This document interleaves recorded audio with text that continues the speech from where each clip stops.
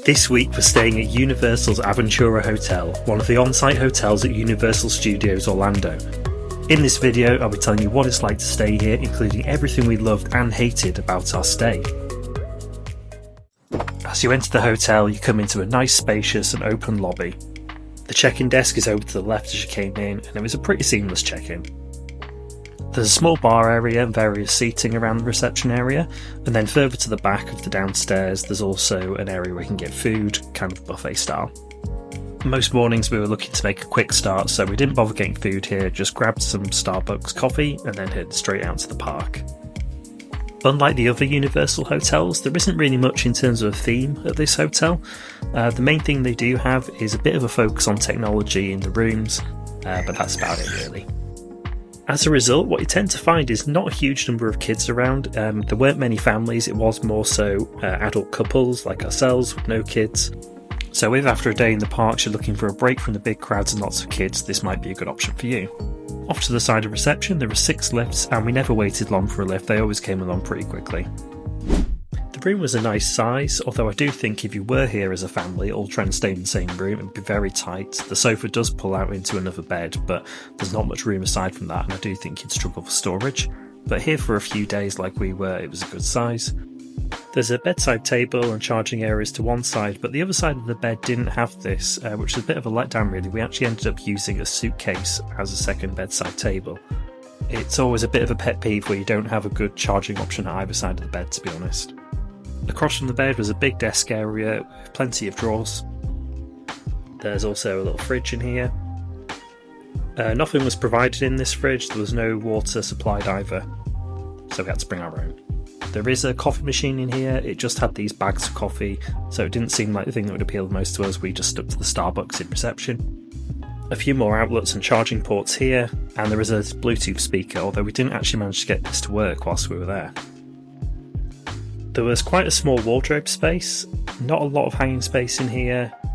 It was fine for 5 nights, but again, I think if you were here as a family or if you're here for 2 weeks, it may be a little bit of a struggle.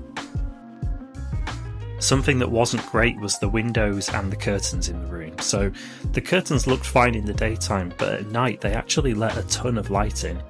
It might not look like much in this video, but at night when you're trying to sleep it really was a lot coming through, and there was also quite a lot of noise that came through. The bathroom area has this open bit with the sink. You can see there's towels just kind of put to the side there. That's because there was absolutely no hanging space for these towels, so once you'd used them you just kind of put them on the side. Through the sliding door there's a cubicle which has a toilet and shower. The shower had a good pressure, but you couldn't adjust that pressure, it was either on or off, that was it. And there wasn't much provided in terms of amenities either, just a basic shampoo, conditioner and just a bar of soap, no shower gel, which is a bit of a shame. There was this cord that came out which you could hang wet clothes on as well. Hanging space for towels was really limited though. There was one hook that was there, and then there was this rail which was directly above the toilet, so unless you had the towel all the way over to the side it was actually touching the top of the toilet, which wasn't great. The tablet on the bedside table is designed to control a few different things in the room. It controls some of the light switches, although not all of them, and it controls the temperature as well. You can also use this to control the TV in the room, launching various entertainment apps, although some of these weren't actually working. It also gives you access to various hotel services and facilities, as well as the in-room menu. I think the tablet was a nice idea in theory, but I think the controls were just a bit limited in that it didn't do all the lights, for example. And the stand for it was also really bulky, taking up most of the space on the bedside table, and given there was just one bedside table, to take up so much of it with this tablet was a bit of a shame. Anyway, that's probably enough grumbling from me. I think the room was probably the most disappointing part of the hotel, just a few bad design decisions, but let's move on to a few things we did really like. First off, the bed was super comfy, and that was the best part of the room. The view from the room looked down to the pool area, and we're going to check out that next. So heading outside we have the Sol Bar. This serves cocktails and soft drinks, and then through a keypad controlled gate you then get through to the main pool area. Plenty of towels available in a couple of different areas where you can just go help yourself to as many towels as you need. You can also take these outside to the water park too. No need for a keycard check out for the towels or anything.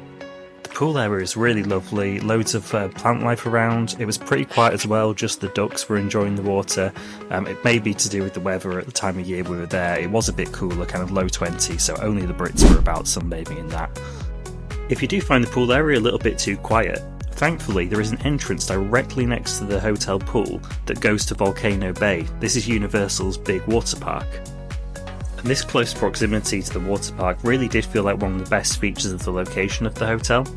A couple of times where we had thought about just relaxing by the hotel pool, we just decided, well, why not just go through the gate into Volcano Bay?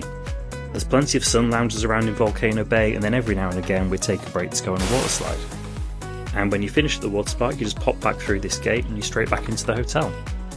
The hotel is also a really short walk from the Universal Studios parks, and it's connected via this garden walking path.